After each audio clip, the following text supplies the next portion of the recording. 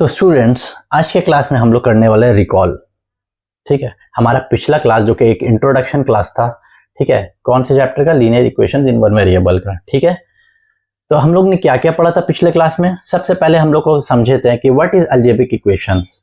ठीक है, तो अलजेब्रिक इक्वेशन क्या होता है?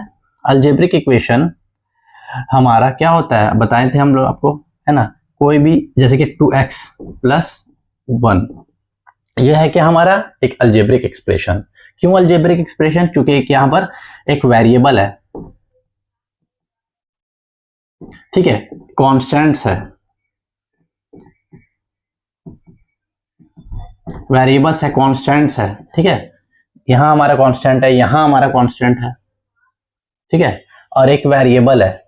ठीक है, तो ये हो या फिर अगर हो x प्लस 5, तो ये भी हमारा क्या हो गया? अलजेब्रिक एक्सप्रेशंस का एग्जाम्पल हो गया।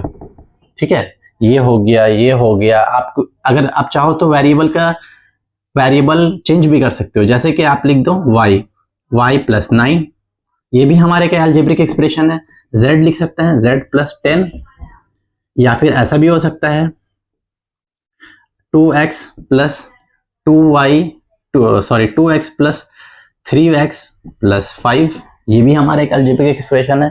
ठीक है, तो इस तरह के जितने भी आएंगे वेरिएबल के साथ कांस्टेंट, ठीक है, ऑपरेशन, बीच में कोई भी ऑपरेशन लगा हो, माइनस हो, प्लस हो, ठीक है, माइनस प्लस कोई भी ऑपरेशन हो, और इस तरह के टर्म को क्या बोलेंगे हम लोग? Algebraic expression. हम लोग ने अच्छे से प्रीवियस क्लास में पढ़ चुका है। ठीक है, जो बच्चे हमारे क्लास अटेंड किया था उन लोग को पता है। ठीक है, तो ये हो गया हमारा अलजेब्रिक एक्सप्रेशन का एग्जांपल। आई होप आपको समझ आ गया आपके अलजेब्रिक एक्सप्रेशन क्या है। ठीक है, अच्छा, नेक्स्ट क्या है हमारा? What is equations. अब इक्वेशन क्या होता है? इक्वेशंस क्या होता है स्टूडेंट्स? जैसे कि अलजेब्रिक एक्सप्रेशन को उठा लो, 2x, ठीक है, 2x प्लस 1, ये हमारा अलजेब्रिक एक्सप्रेशन है, करेक्ट है ना। इसमें इक्वल देके अगर मैं 0 लिख दूं तो ये क्या हो गया? अलजेब्रिक एक्सप्रेशन नहीं हुआ, ये क्या हो गया? अलजेब्रिक इक्वेशन हो गया, या फिर आप इसे इक्वेशन कहो। ठीक है, तो ये हो गया इक्वेशन, जहां इक्वल टू, इक्वलिटी का साइन आ जाए, है ना, उसके बाद राइट साइड में कोई नंबर कुछ भी हो, ठीक है, तो क्यों क्या बना देता है? Algebraic expression plus equal to मिला के आपका इक्वेशन बन जाता है, और राइट हैंड साइड में भी कुछ वैल्यू हो, है ना, कुछ नहीं हो तो 0। ठीक है, तो ये क्या हो गया? इक्वेशन हो गया। और एग्जाम्पल देखते हैं, हमें और समझ में आएगा। y प्लस 10 इक्वल्स टू 5, ठीक है, ये क्या हो गया? हमारा इक्वेशन हो गया। ठीक है, X square plus 2x plus 1 equals to 0, ये क्या हो गया? हमारा इक्वेशन हो गया। ठीक है, तो इस तरह के जितने भी टर्म आएंगे ऐसे इक्वल करते हुए आते जाएंगे एंड सो ऑन, सब हमारे क्या हो जाएंगे? इक्वेशन हो जाएंगे। ठीक है, तो व्हाट इज लीनियर इक्वेशन? अब लीनियर इक्वेशन मतलब क्या होता है? लीनियर इक्वेशंस क्या होता है? 2x प्लस 1 इक्वल्स टू 0, ठीक है, ये हमारा इक्वेशन भी है, लीनियर इक्वेशन भी है। ठीक है, तो ये हमारा लीनियर इक्वेशन। ठीक है, अच्छा, ये मैंने लिखा जो है कि X square plus 2x plus 1 equals to 0, क्या ये लीनियर इक्वेशन है? नहीं है। क्यों नहीं है ये लीनियर इक्वेशन? क्योंकि ये तो हमारा है पर ये नहीं है। क्यों? क्योंकि यहां पर क्या आ रहा है? स्क्वायर आ जा रहा है। ठीक है, यहां पर आ रहा है 1 तो यहां स्क्वायर आ जा रहा है। लीनियर इक्वेशन, एक बात समझ लो ध्यान से, कि लीनियर इक्वेशन मतलब क्या होगा? पावर जो भी रहेगा, वेरिएबल के ऊपर जो पावर रहेगा वो हमेशा 1 होना चाहिए, ना 2 होगा, ना 3 होगा, ना 4 होगा, कुछ भी नहीं होना चाहिए। ठीक है, वो हमेशा रहेगा 1, तो जाके ये इक्वेशन जो है वो लीनियर इक्वेशन कहलाएगा। जैसे यहां पर देखो, यहां कुछ नहीं है, ऊपर में तो पावर क्या है? 1 है ना। x प्लस 5 लिख देता है, इक्वल्स टू 0 कर देता है। यहाँ x के ऊपर वैल्यू क्या है? कुछ नहीं है, मतलब 1 है, ये भी लीनियर इक्वेशन है। X square plus 5x plus 2 equals to 0, ये क्या लीनियर इक्वेशन है? नहीं है। क्यों नहीं है? क्योंकि यहाँ पर 2 आ गया। या फिर x cube plus x square plus x plus 1 equals to 0, ये भी एक इक्वेशन हो गया। अब ये इक्वेशन में देखो, यहाँ पर x के ऊपर 3 आ रहा है, x के ऊपर स्क्वायर आ रहा है ना। भले यहाँ पर एक x के ऊपर 1 आ रहा है, एक से नहीं चलेगा, पूरा टोटल इक्वेशन में एक ही बार, मतलब टोटल इक्वेशन में आपको x का वैल्यू जो है हाईएस्ट पावर 1 होना चाहिए। ठीक है, तो यहां पर देखो, हाईएस्ट पावर अगर 1 बोलूंगा तो नहीं सही होगा, यहाँ 2 भी है, यहाँ 3 भी है, यहाँ भी 2 है, तो ये लीनियर इक्वेशन नहीं। अच्छा, एक और इक्वेशन देखो, एग्जाम्पल, एक और एग्जाम्पल आप देखो, 2x plus x plus 1 equals to 0, 2x + x + 1 = 0। क्या ये लीनियर इक्वेशन है? बिल्कुल है। क्यों है? यहां पर हाईएस्ट वेरिएबल के ऊपर पावर आप देखो क्या है, 1 है, यहाँ 1 है, सब वेरिएबल के ऊपर हाईएस्ट पावर क्या है, 1 है। तो 1 मतलब क्या है आपका, ये लीनियर इक्वेशन है। हाईएस्ट पावर 1 होना चाहिए उससे, ठीक है। 0 होगा तो फिर तो वो इक्वेशन ही नहीं होगा। अगर मान लो यहाँ पर पावर 0 हो जाएगा, ठीक है, तो x⁴ मतलब 1 हो गया, तो ये तो फिर इक्वेशन, ये नहीं, क्या बोलते हैं, अलजेब्रिक एक्सप्रेशन ही नहीं रहा, ठीक है। खैर वो बात छोड़ो। तो आप ये समझ गए हो आई होप कि पावर क्या होना चाहिए, x के ऊपर वैल्यू होना चाहिए पावर 1, है ना।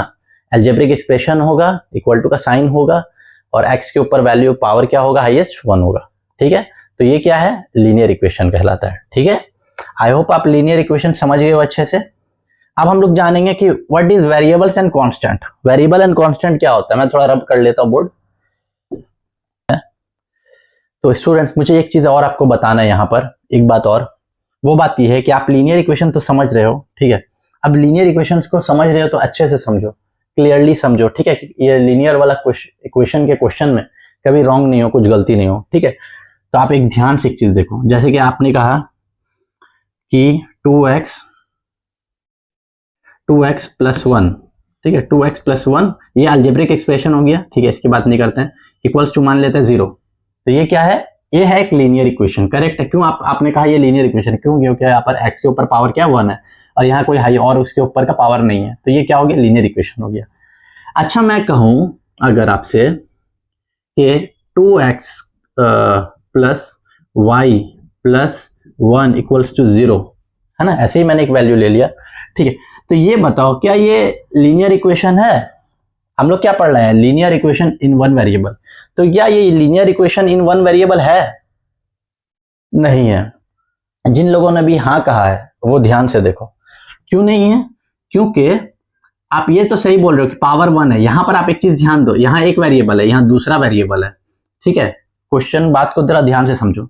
ये यहाँ पावर 1 है, यहाँ पावर 1 है। आप अगर कहोगे इसे, अगर आप इसे कहोगे लीनियर इक्वेशन, तो मैं बोलूंगा बिल्कुल सही कहा आपने, ये एक लीनियर इक्वेशन है, आपने बिल्कुल सही कहा। बट ये linear equation in one variable नहीं है, इन वन वेरिएबल। अगर आप ये कहोगे तो मैं बोल दूंगा नहीं, बिल्कुल नहीं, ठीक है, एक बिग नो। क्यों? ये लीनियर इक्वेशन तो है, क्योंकि पावर तो लीनियर इक्वेशन होने का मतलब क्या है, मतलब कि आपके पास जो भी वेरिएबल है उसके ऊपर पावर जो है 1 होना चाहिए, ठीक है। बट यहां पर अगर आप linear equation in one variable पढ़ लो, क्वेश्चन को ध्यान से पढ़ो। अगर वन वेरिएबल बोल रहे हो तो आधा क्वेश्चन तो आधा तो करेक्ट है linear equation, but in one variable नहीं है। आप एक चीज ध्यान दो, अगर आपने एक चीज मिस कर दिया है तो ध्यान दो, यहाँ x तो है मगर यहाँ y भी आ गया है, तो ये एक वेरिएबल हुआ, ये दूसरा वेरिएबल हुआ, ठीक है। तो ये दूसरा वेरिएबल, जहां दो वेरिएबल आ गया है, तो दो वेरिएबल मतलब अगर मैं इसे कहूं 1 नहीं 2, लीनियर इक्वेशन इन 2 वेरिएबल अगर मैं इसे कहूं तो ये बिल्कुल सही हो जाएगा। समझ आई बात आपको? ये चीज आपको ध्यान रखना है, कहीं यहाँ ऐसे कुछ क्वेश्चन आ जाए तो उसमें आपको गलती करके नहीं आना है, आपको सब कुछ जान के ऐसा कोई क्वेश्चन आ जाए कि भैया linear equation in 2 variable in 1 variable बताओ, और ये क्वेश्चन आपसे दे देगा और आपने इसे टिक करके आ गया कि ये वाला है, आपका गलत हो जाएगा, ठीक है। तो ये सब गलती से अवॉइड करना है आपको। तो बच्चों अब ये समझो कि वेरिएबल्स एंड कांस्टेंट किसे कहते हैं। आई होप आपको समझ आ गया होगा। 2x + 1 = 0, कुछ भी ले लेते हैं, नो प्रॉब्लम, ठीक है। 2x + 1 = 0, ये एक वैल्यू मैंने लिया है। अब मुझे बताओ यहाँ वेरिएबल क्या है और कांस्टेंट क्या है, ठीक है। अगर आपने अच्छे से समझा है तो आप ये समझ गए हो कि ये वेरिएबल है, मतलब क्या, ये चेंज हो सकता है, ये चेंज हो सकता है। ये क्या है, कांस्टेंट है, ये चेंज नहीं हो सकता है, कहीं भी कभी भी ट्राई कर लो, ये change never, it can not be changed. क्या है, ये एक नंबर है, 2 है, ठीक है। तो ये काउंटिंग नंबर है, ये हमारा चेंज नहीं हो सकता, कांस्टेंट है, चेंजेबल नहीं है। ये भी कांस्टेंट है तो ये भी यहीं आ जाएगा, चेंज नहीं हो सकता है। वेरिएबल क्या है, यहाँ वेरिएबल हट के कोई भी वैल्यू आ सकता है। हम लोग सॉल्व करेंगे, वेरिएबल का एक वैल्यू निकलेगा, है ना। यहाँ पर से कुछ वैल्यू बदल दिया, वेरिएबल का कुछ और वैल्यू निकलेगा। यहाँ पर 0 के बजाय 5 लिख दिया तो वेरिएबल का कुछ निकलेगा वैल्यू, ठीक है स्टूडेंट्स। तो स्टूडेंट्स अब हम लोग मेथड ऑफ सॉल्विंग सीखते हैं कि कैसे सॉल्व करें हम लोग लीनियर इक्वेशंस को। ठीक है, तो लीनियर इक्वेशंस को सॉल्व करने का सबसे बेसिक तरीका क्या है ना। तो हम लोग प्रीवियस क्लास में सीखे थे दो तरीका से। एक तरीका से कि यहाँ पर हम लोग कुछ वैल्यू ले लें लेफ्ट हैंड साइड में भी, इसे हम लोग कहते हैं लेफ्ट हैंड साइड, ये हमारा राइट हैंड साइड है। ठीक है, पहला बात तो ये कि ये एक इक्वेशन है जिसका ये लेफ्ट हैंड साइड है और ये वाला इक्वल टू वाला जो लेफ्ट में है वो लेफ्ट हैंड साइड, राइट में है जो राइट हैंड साइड। सिंपल। अब इसे सॉल्व करना है तो कैसे करेंगे, है ना। सॉल्व करने का दो तरीका है। पहला तरीका ये है कि आप क्या करो, जितना भी नंबर्स है, अल्टीमेटली हमें करना क्या है, पहले सॉल्व मेथड समझने से पहले आप ये समझो कि हमें करना क्या। हमें करना ये है कि जो x है ना वेरिएबल, ये वेरिएबल को लेफ्ट हैंड साइड में रखना है और जितना भी कॉन्स्टेंट्स है उसे हमें राइट हैंड साइड में भेजना है। तो अब हाँ, हमारा जो क्वेश्चन है अपने आप ही सॉल्व हो जाएगा, मतलब हमारा लीनियर इक्वेशन सॉल्व हो जाएगा ऐसे करके। ठीक है, अब ये करने का दो तरीका है। पहला तरीका ये है कि आप या तो यहाँ पर बैलेंस इक्वेशन बना लो, मतलब कि यहाँ पर जैसे +1 है, मैं करके आपको बताता हूँ। पहला मेथड ये फर्स्ट हो गया। फर्स्ट मेथड क्या है, मैंने लास्ट क्लास में सब कुछ डिस्कस किया इसके बारे में, आप देख सकते हो। ऐसे नहीं तो क्या है वैल्यू 2x + 1 = 0। ठीक है, 2x + 1 + 0 ये वैल्यू है। तो ये एक लीनियर इक्वेशन है। अब इसको सॉल्व करेंगे फर्स्ट मेथड से। क्या है फर्स्ट मेथड, 2x कर दिया, 2x के बाद ये जो +1 है हमें तो यही को एलिमिनेट करना है। हमें यहाँ पर लेफ्ट हैंड साइड में जितना भी कांस्टेंट है उसे हटा देना है, रिमूव कर देना है। तो +1 को हटाने के लिए -1 लेना होगा। अब अगर हम लोग लेफ्ट हैंड साइड में -1 लिए तो हमारे राइट हैंड साइड में मस्ट लेना ही है वो वैल्यू सेम जो हमने लेफ्ट हैंड साइड में लिया।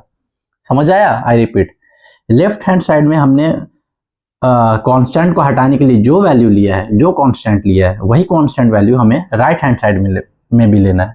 ठीक है, जैसे हम यहाँ पर +1 था तो -1 लिख दिया।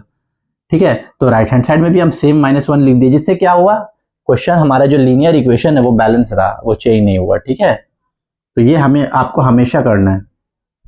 ठीक है, फर्स्ट मेथड में 2x + ये तो कट गया, बचा गया यहाँ पर -1। ठीक है, सिंपल। राइट हैंड साइड में कोई भी वैल्यू हो उससे कोई फर्क नहीं पड़ता है ना। हमारा काम क्या था, लेफ्ट हैंड साइड में एलिमिनेट करना कांस्टेंट को, जो हमने कर दिया। अब बचा क्या कांस्टेंट, मल्टीप्लिकेशन में कांस्टेंट है 2। आप देख सकते हैं 2 × x है, ये क्या है 2 × x = -1, यही लिखा हुआ है। तो मल्टीप्लिकेशन में यहाँ प्लस माइनस काम नहीं आएगा। आपको यहाँ पर क्या करना होगा, डिवाइड करना होगा। डिवाइड कर दो 2 से, है ना। 2 को एलिमिनेट करने के लिए 2 से डिवाइड करना होगा। ठीक है, अब यहाँ पर डिवाइड आप करोगे तो आपको राइट हैंड साइड में करना होगा। सही समझा आपने, लेफ्ट हैंड साइड में आप डिवाइड कर रहे हो तो राइट हैंड साइड में भी 2 से डिवाइड कर दो। ठीक है, बैलेंस रहेगा। यहाँ से 2 एलिमिनेट हो गया, फाइनली यहाँ पर x बचा, ये x बचा, x = -1/2, है ना। तो ये हमारा आंसर आ गया। तो ये हुआ एक तरीका सॉल्व करने का, है ना। जैसे कि एक और एग्जांपल ले लेते हैं, x + 5 है = 3 है। ठीक है, ये एक और क्वेश्चन है, इसको आप एक देख लो। ठीक है, सिंपली सेम तरीके से सॉल्व करो, आप खुद से भी ट्राई करो। क्या करेंगे, x + 5 है तो -5 ले लेंगे, =3 ऐसे ही रहने देंगे, यहाँ -5 ले लेंगे। ठीक है, यहाँ भी -5 ले लिया, यहाँ भी -5 ले लिया। यहाँ से हमको कोई मतलब नहीं, हमें लेना है यहाँ पर। क्यों, क्योंकि 5 को 5 ही से माइनस कर सकते हैं तभी 0 होगा। अब यहाँ पर कोई भी वैल्यू बन रहा है उससे हमें कोई मतलब नहीं है, प्लस हो माइनस हो। ठीक है, बस हम सम्स को बैलेंस करने के लिए यहाँ भी लिए है। ठीक है, ये तरीका है आपका। ये हो गया, x कट गया, x बचे यहाँ पर खाली, और यहाँ क्या 3 - 5 क्या होता है, -2। तो यहाँ x का वैल्यू क्या है, -2। ठीक है, आई होप आप समझ गए हैं कि किस तरह से हम लोग कर सकते हैं सॉल्व। ठीक है, तो चलो अब दूसरा मेथड से सॉल्व करते हैं। ये फर्स्ट मेथड हो गया, अब दूसरे मेथड से सॉल्व करते हैं हम लोग समझ। अब ये सेम क्वेश्चन को मैं दूसरे मेथड में करता हूँ, जैसे 2x + 1। ठीक है, सेम क्वेश्चन को क्यों ले रहा हूँ, क्योंकि यहाँ जो वैल्यू आएगा सेम वैल्यू आएगा, तो आपको इससे पता चल जाएगा कि आप ये तरीके से करो या मेथड 2 से करो, आंसर आएगा सेम। ठीक है, और मेथड 2 जो है वो हम लोग ज्यादातर यूज करने वाले हैं फ्यूचर में, देखना। तो 2x + 1 = 0। ठीक है, ये है हमारा वैल्यू। ठीक है, अब इसको करना है सेकेंड मेथड से सॉल्व। ये बेसिक है, इसको आप अच्छे से समझो, जिसको कुछ भी नहीं आता है इसके बारे में वो अच्छे से इसको समझो, ठीक है। अब चलो हम लोग सेकेंड मेथड से सॉल्व करते हैं। सेकेंड मेथड में हम लोग क्या करते थे याद है? सेकेंड मेथड में हम लोग क्या करते थे, जो भी यहाँ वैल्यू रहता है, मतलब जो यहाँ पर कांस्टेंट रहता है, उसको हम लोग विदाउट कोई मल्टीप्लिकेशन, डिवीजन और प्लस माइनस एडिशन, वो सब कुछ नहीं करते, बस वो नंबर को ले जाते हैं राइट हैंड साइड में, ठीक है। बस इतना ही करते हैं। कैसे करते हैं? 2x इक्वल्स टू, यहाँ पर जो +1 है वो क्या हो जाएगा? -1 हो जाएगा, ठीक है, एकदम इजी। अच्छा ये तो हो गया। अब यहाँ पर मल्टीप्लीकेशन में 2 है, 2 तो क्या होगा? इसके नीचे कुछ नहीं है तो क्या है? 1 है। डिनोमिनेटर में जो -1 है उसके नीचे कुछ नहीं है तो क्या है? 1 है। तो 1 है ना, तो ये क्या होगा? मल्टीप्लाई होगा इससे, है ना। ये क्रॉस मल्टीप्लाई होता है, a by b equals to c by d, है ना। ये a जो है d के साथ मल्टीप्लाई होगा, मल्टीप्लाई में है, और c जो है b के साथ मल्टीप्लिकेशन में है, ठीक है। अगर c को और b को आपको एक लिखना है, आप इसको कैसे लिख सकते हो? a d equals to b c, ठीक है। आप इस तरह से लिख सकते हो, a into D equals to b into C. समझ आया? ठीक है। तो इस तरह से आपको यहां भी सॉल्व करना है, ठीक है। इस तरह से आपको यहां भी सॉल्व करना है। तो 2 इंटू 1 क्या हो जाएगा? x इक्वल्स टू -1 तो पहले से था, 2 वहां गया 1 में, तो क्या हो जाएगा? 2 हो जाएगा। 2 1 ज़ा 2, ठीक है। समझ आया? x इक्वल्स टू -1/2, तो यहां पर क्या आ गया हमारा वैल्यू? x इक्वल्स टू -1/2, है ना। फर्स्ट मेथड से भी वही आया, सेकेंड मेथड से भी वही आया, ठीक है। तो समझ आ गया आपको? नेक्स्ट क्वेश्चन देख लेते हैं। ये क्वेश्चन भी देख लो। x + 5 इक्वल्स टू 3 है, यही है। अब देखते हैं कैसे इसको सॉल्व करेंगे। क्या करेंगे हम लोग? जो नंबर है उसे राइट हैंड साइड में डायरेक्ट भेज देंगे, सीधा सीधा, बिना कोई प्लस माइनस किए। 3 पहले से था, 5 प्लस में था, तो 5 क्या हो जाएगा? माइनस में। तो 3x इक्वल्स टू 3 - 5, मतलब के -2। आंसर आ गया, एकदम इजी, सिंपल। कुछ भी इधर आपको प्लस माइनस नहीं करना पड़ेगा, डायरेक्ट आप लिख सकते हो। तो आई होप आपको समझ आ गया होगा ये दोनों तरीका। ये मैंने प्रीवियस वीडियो में भी बताया था, और ये वीडियो में भी मैंने इसे रिवीजन करा दिया है, ठीक है। तो चलो आगे करते हैं क्वेश्चंस। तो स्टूडेंट्स अब हम लोग करते हैं कुछ क्वेश्चन सॉल्व। तो एनसीईआरटी का एक्सरसाइज 2.1 क्वेश्चन नंबर 1 करते हैं, ठीक है। इसमें कह रहा है linear equation which have linear expressions on one side, ये है लीनियर एक्सप्रेशन वन साइड में, and number on the other side, number on the other side, ठीक है। इसको आपको सॉल्व करना है, ठीक है। तो क्या करना है? लीनियर इक्वेशन में जो मतलब आपका एक्सप्रेशन है, चलो एक एक करके सॉल्व करते हैं, ठीक है। आप भी ट्राई करो अपनी कॉपी में। इसको सॉल्व करेंगे, क्या होगा? x + 2 है ना। क्या तरीका करेंगे हम लोग? फर्स्ट मेथड यूज करेंगे। x -2 है तो +2 आ जाएगा। 7 है, यहां पर +2 आया तो यहां पर भी +2 आ जाएगा, ठीक है। तो x माइनस प्लस कट जाएगा, +2, 7 + 2 कितना होता है? 7 + 2 क्या होता है? 9। तो यहां पर हमारा आंसर आ गया 9। इजी। नेक्स्ट क्वेश्चन करो। y + 3 है तो क्या हो जाएगा? -3। यहाँ 10 है, -3 हो जाएगा, क्योंकि -3 यहाँ लिखे तो लेफ्ट हैंड साइड में लिखे तो राइट हैंड साइड में भी कर लिखना होगा बैलेंस करने के लिए। ये कट जाएगा, 10 - 3 7, तो यहाँ आंसर आ गया 7। नेक्स्ट क्वेश्चन करो। यहाँ देखो लेफ्ट हैंड साइड में, राइट हैंड साइड में हम लोग ऐसे को ऐसे भी लिख सकते हैं, z + 2 = 6, ठीक है। इसमें कोई मसला नहीं है, देख के कोई घबराना नहीं है। आप यहाँ लिखो, आप क्या बोलते हैं, ठीक है, यहां लिखो चाहे यहां लिखो, उससे कोई फर्क नहीं पड़ता है। z है ये, ठीक है, z + 2 = 6 है। क्या कर सकते हैं आप? +2 है तो -2 कर दो, यहाँ 6 के पास -2 कर दो, ये कर दिया। z का वैल्यू क्या आया? 6 - 2 4। इजी था। कोई बच्चा ऐसा है जिसे समझ नहीं आई है? सबको समझ आया होगा, आई होप। बहुत इजी था, ठीक है। अगर इसको हम लोग दूसरे मेथड में करते हैं, ये तो फर्स्ट मेथड से हुआ, तो कैसा होता सॉल्व? इसे ही अगर हम लोग दूसरा मेथड से सॉल्व करते हैं तो हम लोग क्या करते हैं? हम लोग करते हैं x - 2 है ना, x लिखते हैं -7, ये जो -2 है वहां जाता क्या हो जाता? +2, है ना। तो 7+2 क्या हो जाता है 9, तो x का वैल्यू क्या हो जाता है 9। ठीक है, यहां करते क्या होता है y+3 = 10 है, तो y+3 वहां जाता, राइट हैंड साइड में तो क्या हो जाता -3, अल्टीमेटली 7 हो जाता है, तो y = 7 हमारा आया हुआ है। यहां करेंगे क्या हो जाएगा z+2 = 6 था, अपडेट करके हम लोग ये किए क्वेश्चन को, तो क्या हो जाता z = 6, ये 2 वहां चले जाएगा, +2 तो -2 बन गया, मतलब क्या है 6 से 2 गया 4 बचा, तो z = 4। ठीक है, ऐसे लाओ चाहे ऐसे लाओ आपके ऊपर। ठीक है, तो ये तो हो गया कुछ इजी क्वेश्चंस, और क्वेश्चन देखते हैं। तो स्टूडेंट्स चलो नेक्स्ट क्वेश्चन करते हैं एनसीईआरटी का। 4 में क्या कह रहा है 3/7 + x = 17/7। ठीक है, देख के क्वेश्चन डरना नहीं है, कोई हार्ड क्वेश्चन नहीं है, कुछ भी हो, है ना, आप आराम से बस अपना जो तरीका मैंने बताया उसे फॉलो करो, आंसर आ जाएगा इंशाल्लाह। चलो तो चलो सॉल्व करते हैं। ठीक है, वही सेकेंड मेथड से हम लोग सॉल्व करते हैं इसे, है ना। x ले लिया, जो x है हमारा यहाँ पर x है, अब यहाँ 3/7 है, 3/7 + x = 17/7, ये है क्वेश्चन हमारा। x है लेफ्ट हैंड साइड में रखेंगे, जितना भी नंबर्स है राइट हैंड साइड में भेजेंगे।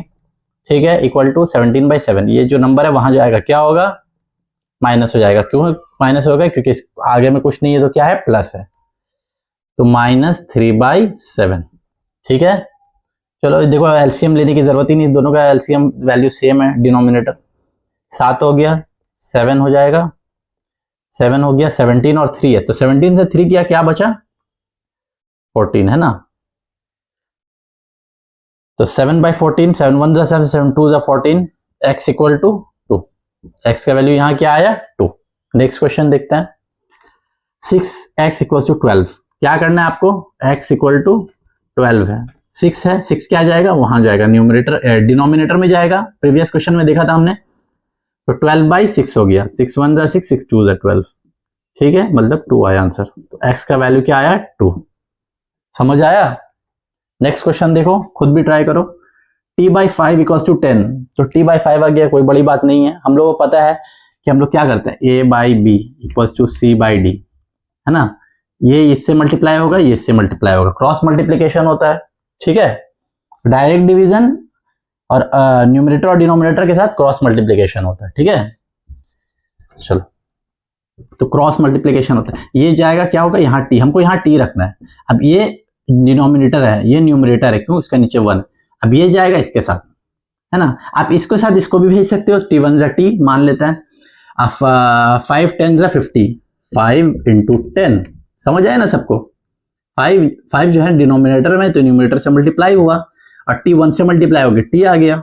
ठीक है, तो 5 10 = 50, तो t = 50। ठीक है, ठीक है स्टूडेंट्स, नेक्स्ट क्वेश्चन देखो, 2x/3 = 18।